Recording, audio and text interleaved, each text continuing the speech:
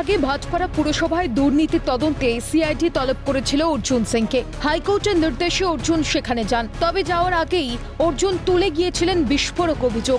বলেছিলেন রাশিয়া থেকে রাসায়নিক বানিয়ে তৃণমূল অর্জুন সিং, শুভেন্দু অধিকারীদের মতো কয়েকজন বিজেপির শীর্ষ নেতৃত্বকে প্রাণে মেরে ফেলার ছক কষছে তৃণমূল। তাই সিআইডির দপ্তরে যেতে আতঙ্কিত ছিলেন অর্জুন। দপ্তর থেকে বেরিয়ে জানালেন সিআইডি শুধু তার 4 ঘন্টা সময় নষ্ট করেছে। পৌরসভার মধ্যে আইনত 1 পয়সা বেরোনো, 1 পয়সা এন্ট্রি আর আউটগোয়িং সবটাই রেকর্ডেড থাকে। সেখানে বিনা মতলবে পলিটিক্যাল ভিকটিম করে 4 ঘন্টা সময় নষ্ট করা, হ্যারাসমেন্ট করা, মেলাইন করার একটা চেষ্টা চলছে।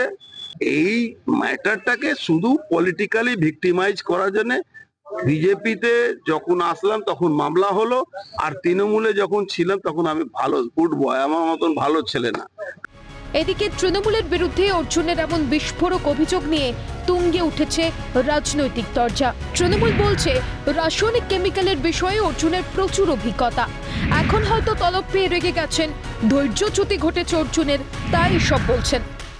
এই যে কোন কেমিক্যাল মানুষ মারার জন্য আসে, রাশিয়ায় কোন কেমিক্যাল পাওয়া যায়, কোন কেমিক্যাল আজকে স্প্রে করলে একটু লেট রিয়াকশন হয় এবং মানুষ মারা যায়, এ ব্যাপারে অর্জুন সিংয়ের যে অভিজ্ঞতা এবং মূল্যবান যে পর্যবেক্ষণ, তো এগুলো ওনার আছে, কিন্তু বাকিদের সেগুলো নেই, এই অভিজ্ঞতা বা এই ইনফরমেশনগুলো।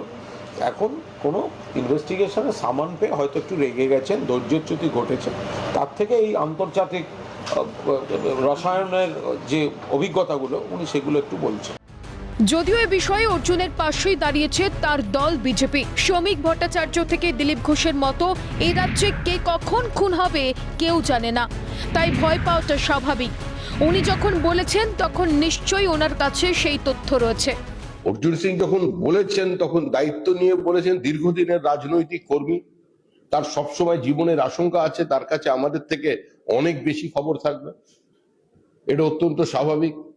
তৃণমূল যখন পেগাসাস আনার চেষ্টা করতে পারে তখন রাসায়নিক আনতে পারবে না, এরকম মনে করার কোনো কারণ নেই। পশ্চিমবাংলায় কে কখন খুন হয়ে যাবে কেউ জানে না, ভয় পাওয়াটা স্বাভাবিক। যেভাবে রোজ বম বন্দুক চলছে ওখানে, আর সব ওর ঘাড়ে চাপিয়ে দিচ্ছে। সরকারটা এখানে কি জন্য আছে আমরা বুঝতে পারছি না।